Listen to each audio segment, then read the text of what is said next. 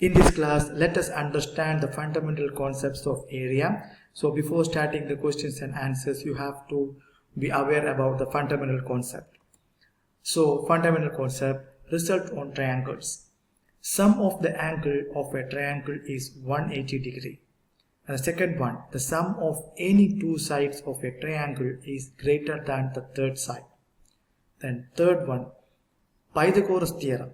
In a right angle triangle, hypotenuse square is equal to base square plus height square.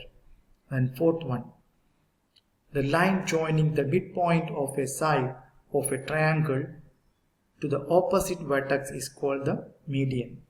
Then fifth one, the point where the three median of a triangle meet is called centroid.